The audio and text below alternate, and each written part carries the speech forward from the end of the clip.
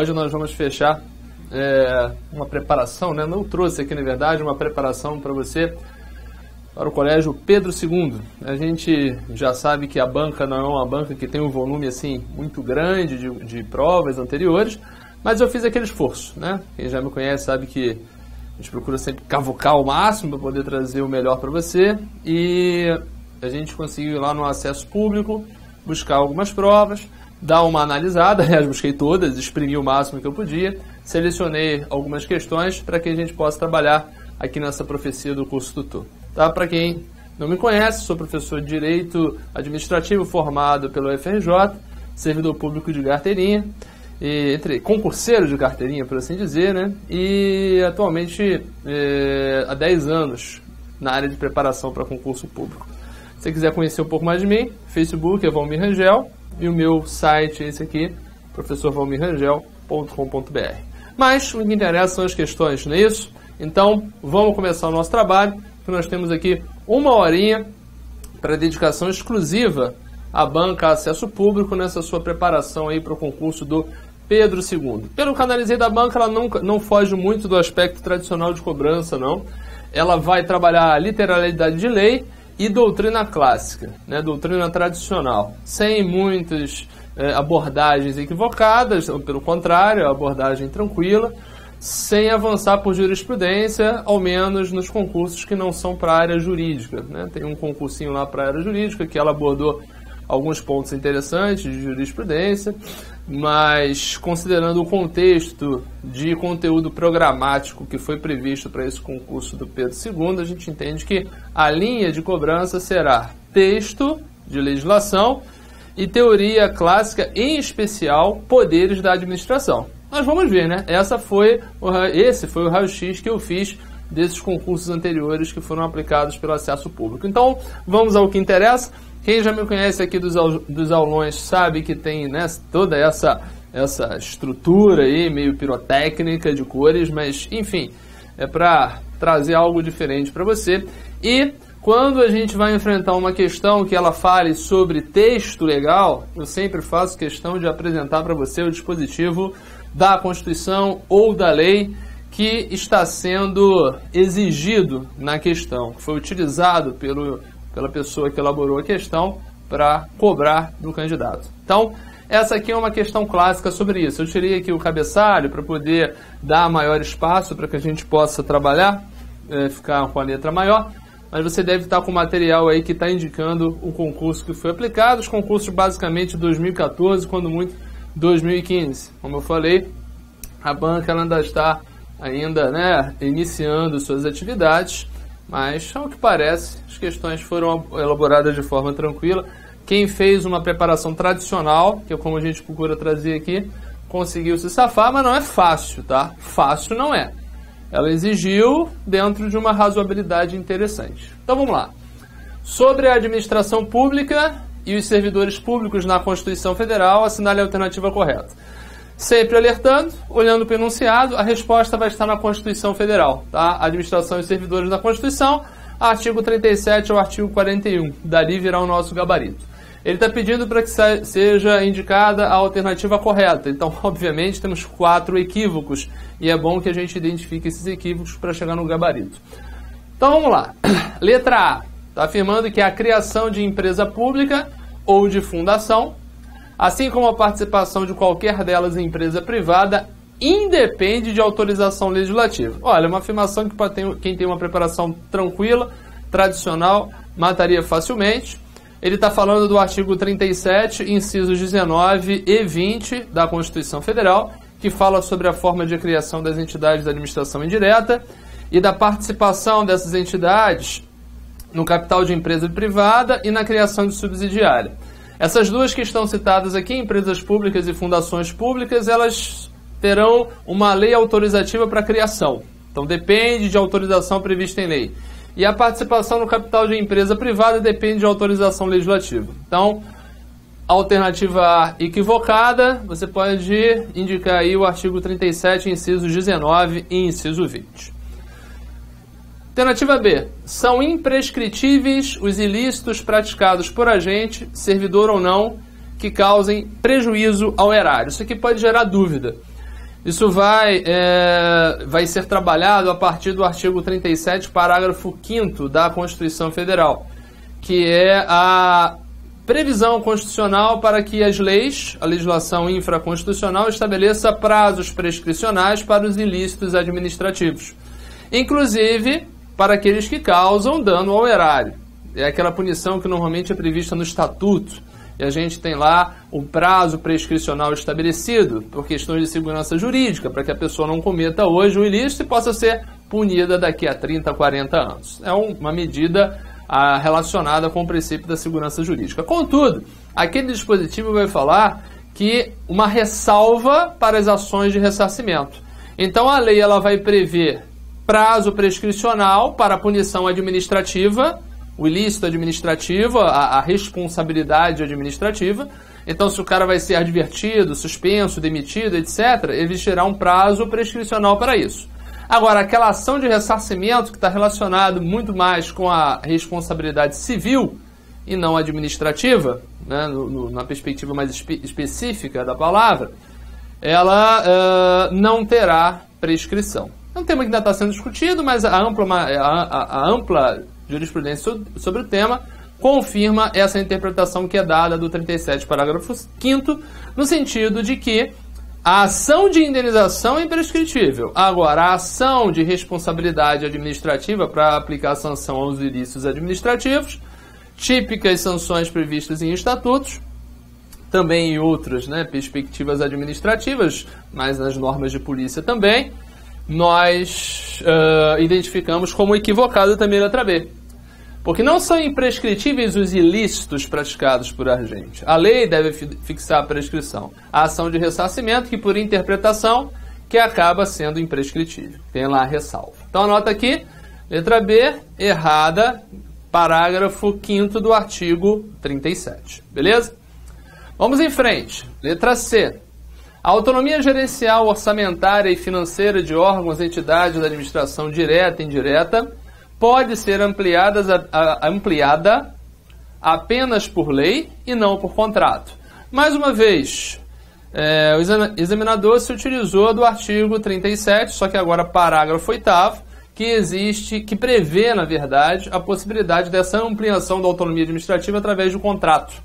Então, entidades e órgãos podem estender através do chamado contrato de gestão. Esse termo não é utilizado pelo texto constitucional, mas a doutrina denomina de um contrato de gestão para flexibilizar e dar maior autonomia a entidades e órgãos que celebram esse tipo de avença.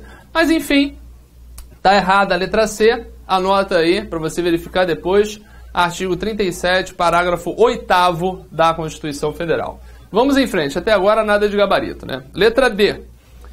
A proibição de acumular cargos, empregos ou funções não atinge os empregados de sociedades de economia mista, já que estas são regidas pelas regras de direito privado. Bom, mais uma vez ele se utiliza do artigo 37, só que agora incisos 16 e inciso 17. Se você se apegar apenas ao inciso 16, você vai perceber que há uma proibição de acumulação de cargos, mas se você for ao 17, estará lá. A proibição de acumulação se estende a empregos e funções no âmbito da administração indireta como um todo. Então, meu amigo, a abrangência, ou minha amiga, a abrangência da vedação que é dada para a acumulação remunerada de funções públicas, ela é total em relação à administração pública direta e indireta, cargos, empregos ou funções, havendo aquelas exceções condicionais que são conhecidas, desde que haja compatibilidade de horário, 2 de professor, 1 de professor com um técnico científico e 2 de profissionais da área da saúde com profissões regulamentadas. Então, a base dessa questão aqui, dessa alternativa, artigo 37, incisos 16, inciso 17. Anotou aí? Então, meu amigo, olha só, ou minha amiga, ou isso aqui está certo, ou então já era. Vamos lá. Letra E. Um servidor de autarquia federal está exercendo o mandato de prefeito. E, nesse caso, para efeito de benefício previdenciário, se houver afastamento, os valores serão determinados como se no exercício estivesse. Aqui é o gabarito. Tem uma pequena crítica, mas é aquela história. O concurseiro tem que tem estratégia. Nessas circunstâncias, o cara que domina, o cara sabe que tudo que está para cima está errado efetivamente. Aqui, tá, o único equívoco que a gente coloca é se houver afastamento para efeito, haverá. Tá? O único que pode acumular é o de vereador, havendo compatibilidade de horários, porque todos os demais, os mandatos federais, estaduais, do Distrito Federal e também o mandato de prefeito, que é o Executivo Municipal, determina afastamento. A diferença é que no prefeito a Constituição deixa ele optar pela remuneração. Ele vai escolher a remuneração do cargo ou do emprego de origem, ou da função de origem, ou aquilo que é pago ao prefeito. Obviamente ele vai escolher aquilo que paga mais. Nos demais, que o afastamento também se impõe, ele vai ter que receber o valor que é pago para o exercício do mandato, ele não vai poder fazer essa opção.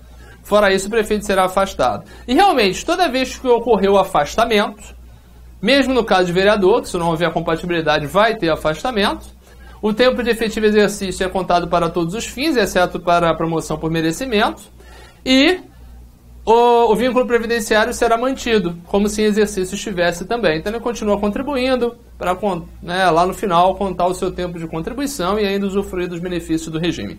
Então, realmente, está correto a alternativa E, com essa pequena ressalva que eu fiz para você, mas não teria jeito. A gente teria que, o menos errado, digamos assim, aqui está um pequeno lapso, mas enfim, gabarito foi letra E, baseado lá no artigo 38, incisos, eu citei para vocês aí o 4 e o 5. Acredito que essa aqui está no 4. 4 ou 5, eu não sei exatamente, mas está por ali. Beleza? Então firmamos aí o gabarito da nossa primeira questão, gabarito letra E. Tá um frio danado aqui, hein? Caramba, deixa eu ver se tem aqui. Não tem não, vou ter que passar frio até o final. É bem feito, né, mami? Você fica botando o ar-condicionado gelado em sala de aula, agora você vai ficar aí passando frio, para aprender como é que é. Então, abrindo aqui. Opa, chegou um salvador aqui, ó. Aumentou o ar, tá vendo? Tô sendo monitorado aqui, não posso falar besteira, não. Questão 2. Vamos em frente. Chegou uma alma salvadora com um controlezinho aqui meio que, escondidinho. Pipi, beleza. Vamos nessa. Sobre os poderes e deveres da administração pública, assinale a alternativa correta. Vamos ver de onde que vem isso aqui. Poderes, né? Poderes aí que quem tiver interesse, a gente tem um módulo específico, é só você olhar lá na página. Os módulos que a gente disponibiliza tem a parte de conteúdo, teoria, obviamente, nesse modelo aí de slide, tem exercícios, que a gente corrige durante o curso, é bem completo e com certeza a gente mataria qualquer coisa que está aqui. Depois você dá uma olhadinha lá. Olha só, vamos enfrentar, né? Essa é de 2014. Letra A, está pedindo para marcar o quê? Alternativa incorreta. Então, dica que a gente dá. Você que vai fazer o concurso, você que vai enfrentar essa batalha aí, né, logo aí no início de outubro, você já pode pegar 4 informações aqui e entender como sendo corretas, que podem ser utilizadas como uma forma de estudo para poder fazer a prova. Bom método de estudo, por sinal, principalmente reta final. Reta final tem o mundo e a banca. Reta final, a banca não nos traz muito volume, mais ou menos uma linha de raciocínio, de preparação a gente tem que ter. Não é verdade? Então vamos lá, letra A. Tem 4 corretas e uma incorreta. Letra A. É correto afirmar que, ao contrário dos cidadãos de modo geral, para a administração pública existe um dever de ação, sempre que a ordem jurídica lhe impõe uma providência ou ela se mote necessária em face das circunstâncias administrativas. Aparentemente, não está falando aqui, né, dos poderes propriamente dito, mas dos deveres, princípio da oficialidade, né? Princípio da oficialidade, o princípio que orienta a atuação da administração pública. O Estado, no exercício da função administrativa, ele não é um Estado inerte, ele é um Estado inerte no exercício da função jurisdicional. No exercício da função administrativa, não, é um Estado prestador que a gente espera que desenvolva as tarefas para cumprir adequadamente o seu papel no âmbito da nossa sociedade. Então, letra A, é correto afirmar que, né? Beleza. O poder hierárquico é o que legitima a delegação e a avocação de competências. Tradicional afirmação, né? O poder hierárquico não se exige muita coisa sobre ele, é basicamente isso. Perceber que existe na estrutura interna da administração órgãos e agentes que se escalonam a partir de uma estrutura hierarquizada, superiores e subordinados. E a partir dessa relação que se estabelece em uma estrutura hierarquizada, nós temos uma série de medidas que podem ser desenvolvidas a partir do exercício do poder hierárquico. E essas medidas é que normalmente elas são citadas nas questões que trabalham o poder hierárquico, além de você perceber que trata-se de uma medida interna, ela ocorre no âmbito interno de uma entidade, porque em relação entre entidades não existe hierarquia. Tudo bem? Então, olha só. A delegação de competência e a avocação, elas são tradicionalmente medidas inerentes ao exercício do poder hierárquico da administração pública, onde um superior não é obrigatório que haja essa relação hierárquica para a delegação, mas é bem comum. O mais comum é assim: o superior delega atribuições para seu subordinado. E a avocação seria uma medida extrema, onde a lei impõe uma atribuição a um subordinado e o superior, que pode rever isso, ele tira a competência do subordinado. É uma medida extrema. Aí sim exige-se a hierarquia. Então, tradicional, essa relação entre delegação e avocação de competência com o poder hierárquico. Então, gabarito, ainda não chegamos, que a letra B está correta. Letra C. Mesmo no exercício do poder discricionário, os atos dos agentes públicos estão sempre vinculados pelos elementos competência, finalidade e forma prescrita em lei. Isso aqui é uma mistura, né, de poder com o ato administrativo. E é verdade, quando o ato administrativo discricionário ele se faz presente, o âmbito de decisão que a autoridade pode desenvolver, ela está relacionada com os outros dois elementos que ficaram faltando aqui, que são o motivo e o objeto.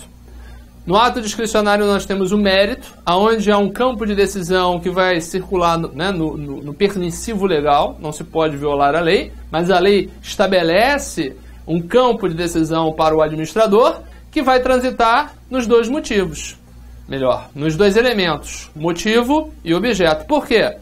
Porque a competência é sempre fixada em lei, a forma ela é delimitada em lei, expressamente, sem margem de opções, e a finalidade de interesse público será sempre a orientadora da atuação da administração pública. Essa finalidade também é descrita na lei. Então, realmente, mesmo no exercício do poder discricionário, os atos dos agentes públicos estão sempre vinculados pelos elementos de competência, finalidade e forma. Isso aqui é a doutrina tradicional sobre isso aqui. Se a gente for avançar muito em vanguarda de direito administrativo, você vai enrolar a cabeça. A gente está fazendo aqui uma preparação tradicional. Prova objetiva tem que ser assim, né? Não pode inventar muita moda. Então, por enquanto, nada de gabarito. O desvio de poder, que consiste na atuação do agente público fora dos limites de suas atribuições, é diferente do desvio de finalidade, que consiste na atuação do agente para atingir fim diverso daquele previsto em lei. Boa questão, hein? Ele pegou dois sinônimos, desvio de poder e desvio de finalidade. Essa definição que ele coloca aqui é do excesso de poder, quando o agente público atua fora de suas atribuições. São duas espécies do modelo geral, melhor, né, do gênero, que é o abuso de poder. O abuso de poder a gente costuma apresentar três espécies. O excesso de poder é quando a gente faz aquilo que a lei não autoriza que ele faça. É o excesso. O desvio de poder, que tem como sinônimo de desvio de finalidade, é quando a gente faz algo que está dentro das suas atribuições, mas ele visa um interesse privado e não um interesse público. Interesse particular, na verdade, em detrimento do interesse público. Aí nós temos o desvio. É quando, por exemplo, hipoteticamente, uma autoridade exerce competências ligadas à área de infraestrutura de uma cidade. Um prefeito, temos ruas para asfaltar. Ele tem competência para decidir qual vai ser. Aí ele manda asfaltar a rua que só tem uma casa, lá no final, que é a sua fazenda. Então ele quer o quê? Beneficiar o interesse público, e ele se utiliza das suas competências para benefício próprio. Segunda resposta. Ele está dentro das suas atribuições, só que ele exerce as atribuições não para satisfação do interesse público, e sim para benefício próprio. E isso é derrubado a partir da teoria do desvio de poder, que tem como sinônimo o desvio de finalidade. Então está aqui o gabarito. Aqui estaria certo se fosse assim: o excesso de poder, que consiste na atuação do agente público fora dos limites de suas atribuições, é diferente do desvio de finalidade, que é sinônimo de desvio de poder, que consiste na atuação do agente público para atingir fim diverso daquele previsto em lei. Como ele botou aqui desvio de poder e não excesso de poder, errado, nosso gabarito é a letra D de dado, mas vamos verificar aqui a letra E. Só que eu estou sem o texto, eu vou tentar adivinhar, né? O dever da administração pública somente agir nos termos da ordem jurídica, de modo a compatibilizar as suas atividades com a Constituição, as leis e as normas administrativas, Vou ter que pegar aqui minha colinha. É o quê? É chamado de dever de juridicidade. É um termo que ele utilizou que não é muito tradicional, enfim, mas aqui estaria errado, tranquilamente, o gabarito firmado na letra D, se você domina a matéria. Esse dever de juridicidade aqui foi algo de uma doutrina não muito tradicional que foi utilizado aqui pela questão, volta e meia aparece, a gente tem que ter os nossos mecanismos para se virar. Mas é verdade, né? Esse dever de juridicidade, esse dever de respeito à legalidade, ordenamento jurídico, quem já viu a minha aula de Atos deve ter visto que eu falei, eu tenho uma doutrina de vanguarda que está trazendo uma visão para facilitar, inclusive, a nossa compreensão de que não se deve utilizar o termo mais legalidade em sentido amplo. O que se espera é que o poder público respeite a juridicidade, o ordenamento jurídico. Então é um controle de licitude, é um controle de juridicidade que vai fazer com que o administrador público tenha que respeitar a lei formal, que é a legalidade em sentido estrito, o texto da lei. Ele tem que observar os princípios, tem que observar a teoria do desvio de poder, tem que observar a teoria dos motivos determinantes, porque tudo isso vai abarcar uma visão de juridicidade, ou seja, o agente atuou respeitando o ordenamento jurídico. Quando nós temos, por exemplo, um edital de concurso público, que, vamos inventar uma situação que eu boto sempre em sala, que bota uma taxa de inscrição de R$1.000, eu não posso dizer que violou a lei formal, porque não tem nenhuma lei formal dizendo quanto vai ser a taxa de inscrição para o concurso público. Mas eu posso dizer que houve uma violação do ordenamento jurídico. Houve um desvio de juridicidade. Desvio não, mas né, uma agressão à juridicidade. Uma agressão à licitude. E você vai controlar esse ato através dos mecanismos próprios, reconhecendo que há ali um ato ilícito em sentido amplo, que é a legalidade em sentido amplo, e você vai controlar a legalidade e não o mérito daquele ato. Tudo bem? A gente não tem muito tempo aqui para discutir isso, mas perceba que isso já está começando a aparecer, tá? É uma visão mais ampla daquilo que a gente tinha como controle de legalidade. Seria um controle de juridicidade muito mais adequado. Bom, fechamos aí então, gabarito letra D de dado. Vamos para a próxima. Deixa eu ver como é que está aí o... Tá meio devagar isso aqui. Pronto, agora foi. Controlar o meu tempo, estamos aí na terceira. Bom, ainda falando aí da parte de Constituição Federal, uma questão baseada no texto. Quem tem aula de serviços públicos, de servidores públicos comigo sabe que eu falo disso, tanto no virtual quanto no presencial. Quando a gente trabalha aquela questão da investidura em cargo público, cargo, emprego, função pública, com base no 37, inciso 1 da Constituição, a gente sempre coloca que o acesso a cargos, empregos e funções públicas são para brasileiros, preenchidos os requisitos legais, e estrangeiros na forma da lei. E dentro desse contexto a gente sempre trabalha, né? E o brasileiro naturalizado, o brasileiro nato, não sei o quê. Como a Constituição, né, não estabelece premissas maiores, aquele brasileiro preenchido os requisitos legais no 37.1 faz menção a brasileiros natos e naturalizados. E lá no artigo 12, parágrafo 3º, é que ela vai estabelecer determinados cargos, que ela denomina de cargos, que só podem ser preenchidos por brasileiros natos, da forma como é trabalhada a questão, né, da nacionalidade ali, naquela parte da Constituição Federal. Então, quais são os cargos privativos de brasileiros natos? Ou seja, o brasileiro naturalizado não poderá. E também não há na Constituição permissivo para que a legislação infraconstitucional estenda aquela relação. Então a gente fica pensando assim, cargos, empregos e funções públicas para qualquer brasileiro que preencha os requisitos legais e para estrangeiros na forma da lei. Já aqueles que estão relacionados ali no 12, parágrafo 3º, eles somente podem ser preenchidos por brasileiros natos. E quem são? A linha sucessória do presidente da República, então presidente, vice-presidente da Câmara, presidente do Senado, ministro do Supremo Tribunal Federal, todos podem se tornar presidente do Supremo, então todos estariam na linha sucessória. Depois, duas carreiras, né, o pessoal da carreira diplomática e os oficiais das Forças Armadas. E aquilo que eu acho que está aqui na questão, que é o ministro de Estado de Defesa, que entrou depois, porque ele passou a estar acima do chefe das Forças Armadas. Seria um contrassenso, né? Um oficial das Forças Armadas tem que ser brasileiro nato e o seu chefe, antes do presidente, ser um brasileiro naturalizado. Então, entendeu-se razoável fazer essa inclusão, e aí está a nossa relação. Estabelece o artigo 12 da Constituição Federal, em seu parágrafo 3º, que são privativos de brasileiros natos o cargo de agente da Polícia Federal designado para patrulhamento de fronteiras, não tem qualquer relação, vereador também não, ministro do Superior Tribunal de Justiça, maldade aqui, né? Ministro do Supremo Tribunal Federal, sim. Governadores de Estado não tem previsão, então tá aqui, ó, ministro do Estado de Defesa. Acho que ele quis pegar a pessoa desavisada por aqui, né? Não sei qual tribunal e tal, não lembrei dos outros, vou por aqui. Bom, então gabarito aí nessa questão, letra B de bola. Para quem conhecia a matéria, quem dominava é aquela história, sabe ou não sabe, né? Nunca ouvi falar, vou chutar, ou já estudei, sei do que se trata, consigo me safar. É mais ou menos por aí. Tudo bem? Então vamos em frente.